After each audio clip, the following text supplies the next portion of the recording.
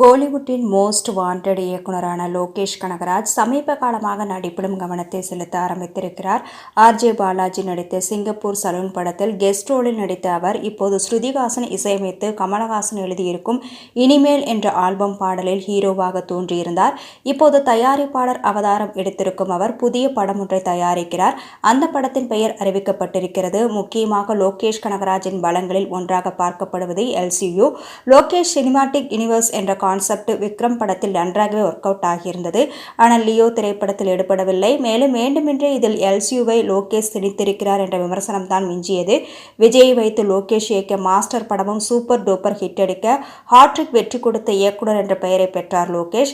இந்நிலையில் லோகேஷ் கனகராஜ் தயாரிக்கும் புதிய படம் பற்றிய அறிவிப்பு வெளியாகியிருக்கிறது. அதன்படி லாரன்ஸ் நடிப்பில் பாக்யராஜ் கண்ணன் இயக்கத்தில் பென்ஸ் என்ற படத்தை தனது ஜி சுகுவாட் நிறுவனத்தின் மூலம் தயாரிக்கிறார் லோகேஷ். பாக்யராஜ் கண்ணன் ஏற்கனவே ரெமோ, சுல்தான் ஆகிய படங்களை இயக்கியிருப்பவர் என்பது குறிப்பிடத்தக்கது. இந்த படம் பெரும் வெற்றி பெற்று தயாரிப்பாளராகவும் ஜொலிக்க வேண்டுமென லோகியின் ரசிகர்கள் கூறி வருகின்றனர்.